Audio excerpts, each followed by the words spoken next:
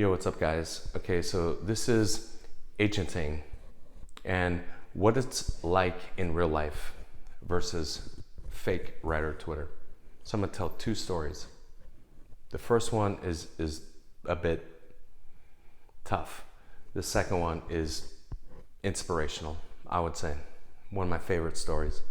Okay, so a lot of people on writer Twitter, they just want an agent, and they look, I can tell, they look at agents as if they're just who cares, just step on their face to just get my shit to someone, and they don't even see them as real people.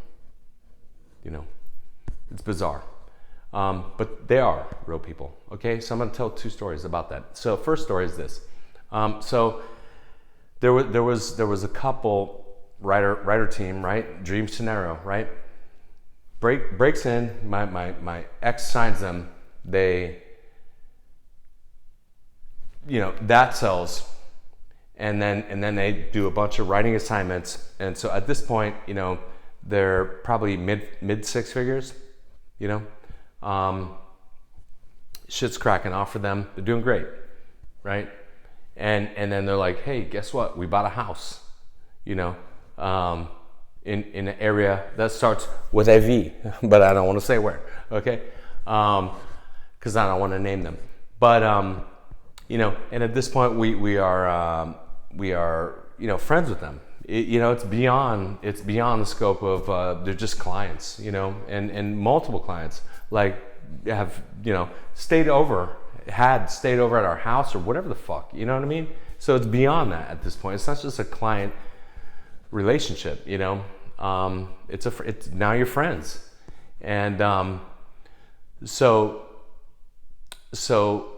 and with this particular couple, we're hanging out with them like friends and shit, like doing like wine tastings and shit. It's like you're tasting, oh my god, it tastes like a fucking dark cherry on the nose and a fucking like summer fucking nutmeg on the finish, or whatever the fuck, you know what I'm saying? So but I will admit that the chick in that relationship, I had a mad crush on her. Like, she was so fucking beautiful, and so I was with the wrong person. Okay, so let's get that out of the way. But I had a mad crush on her. I didn't cheat or none of that. But I did secretly have a mad crush on her. She was like super beautiful and just smart and fucking everything that comes out of her mouth. I'm like, is that right? I'm like, oh, am I looking at you like that? I didn't mean to. I meant to be like, oh, interesting. Dark hair, just Spanish, just fucking hot as fuck. Anyway, so then what happens is they do a open writing assignment, another one, and by the way, at this point they're like, oh, we're having a child, and it's like, oh, fucking congratulations. But in the back of my mind, I'm thinking like, if anything fucking goes wrong here, they are fucked, dude, because they are both screenwriters together, and that's it. It seems like the dream scenario, right, guys? Like, come on. Both living their dream, writing, that's it. That's their only fucking job. And they just bought a fucking dope ass house, and now they have a kid and cars and all this kind of shit. But I'm like, dude, if anything fucking goes wrong here, fuck, dude. So they do that open writing assignment, and the studio is not happy with it at all. And so at that point, what the agent does is goes into agent mode. And remember this statement: agents do not lie. They tell the truth artfully, which is a fucking lie. But they're trying to fix shit. So it's okay. You want an agent to artfully fucking bullshit people, okay? You and them, to try to fucking fix the situation. So here's what the agent did. My ex, right? So goes to the studio and says, hey, give them a fucking second chance. They'll do it for fucking free, right? And the studio's like, we're 99% done with them, okay? And then goes over to them and says, hey, they have a few problems, but can you do a rewrite for free? It's just a polish real quick, and knowing that they're already basically fired, and so trying to save them, right?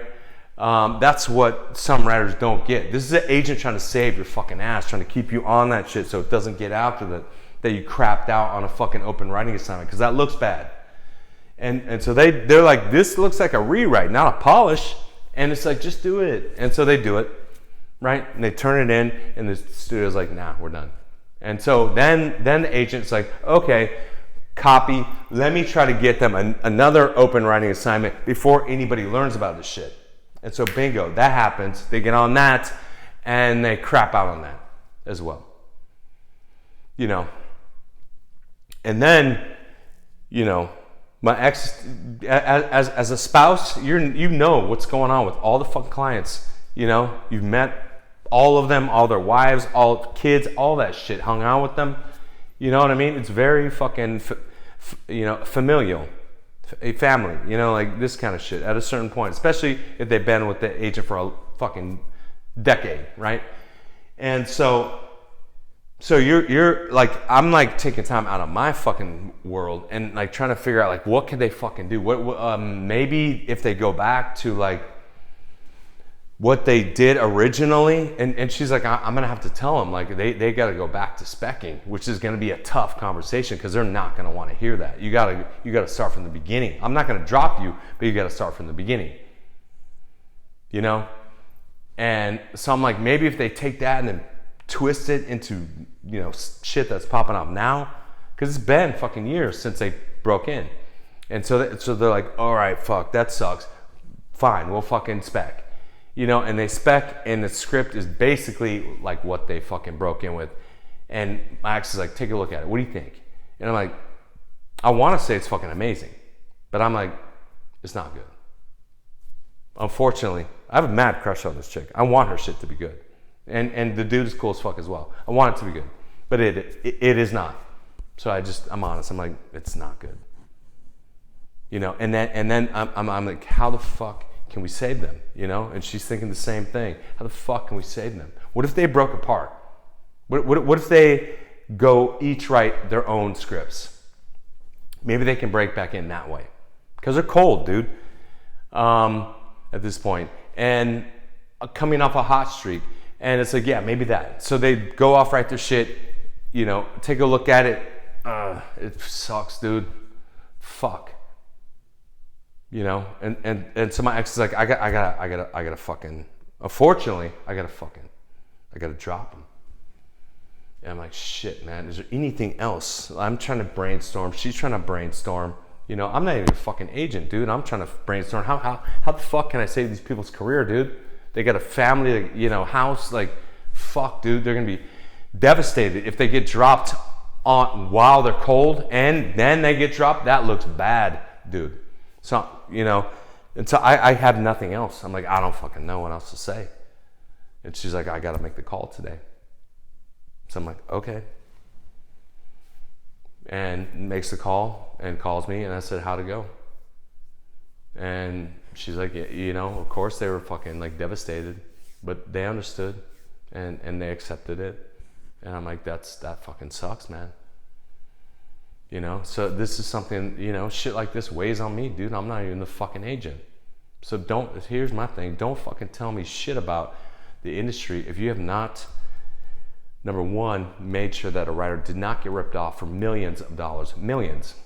And number two, if you've been through this scenario multiple times where you're trying to save a writer's fucking ass from getting dropped.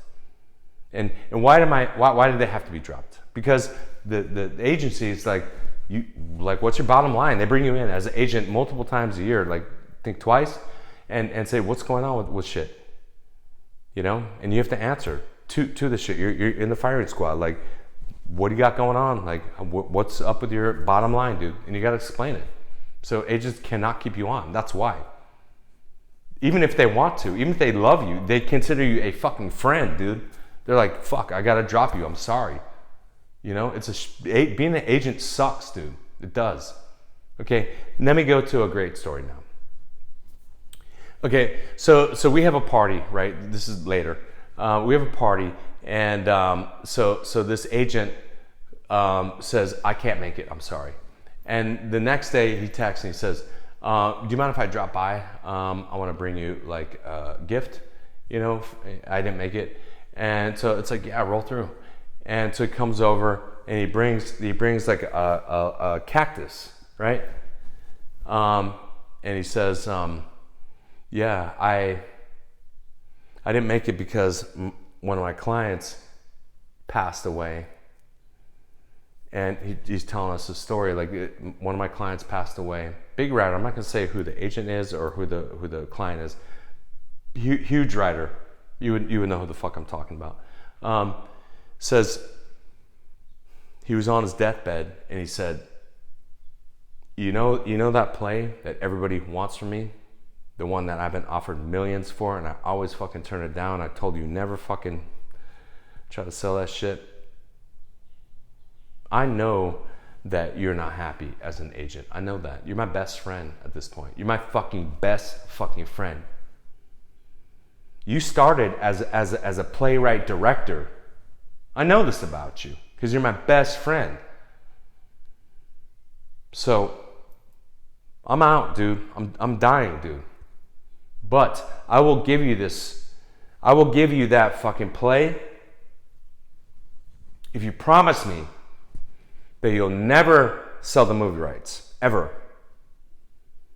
And you gotta direct it. I'll gift it to you. It's worth millions. You can have it for free, dude. Think about it, because I'm dying, dude. And so he's like, so I go to the fucking window and just thinking about it, like, and looking out across the window and seeing fucking like CAA, for example, and all the fucking deals he did and all the shit, you know, thinking of everything's rushing back through his fucking mind and thinking back to when he was a fucking youngster, when he was nobody, broke, dude. Now he's fucking rich as fuck. He didn't, whatever, you know, but thinking back to that passion he had and making a decision, looking at CA, looking at his fucking friend in the deathbed. And then he goes back to his friend. He says, I'll do it. So he's making a decision between quitting. So he says, I'll do it, man. I'm putting in my resignation. So that's what he was saying to us that day. I put in my resignation. I'm out, dude. I'm no longer an agent. I'm going to go be a struggling playwright and live my fucking dream. And so goes and does that. The curtain falls. I can only imagine he was like, fuck yeah, that's for you, dude. Critically acclaimed. Okay? The play. This is the kind of shit you don't see. That behind the story heart of agents, man. They're real people, dude. This guy gave up his fucking career for his best friend, dude.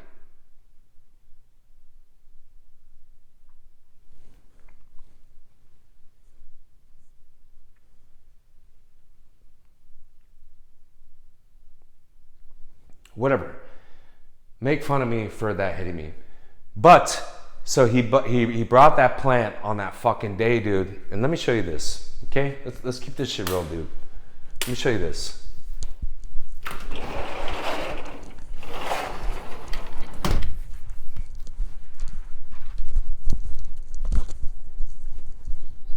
So there it is. I still have it. Okay? I see it every fucking morning. And that's a reminder of you always gotta live your fucking dream, dude. I know I hate that fucking word, but it's true.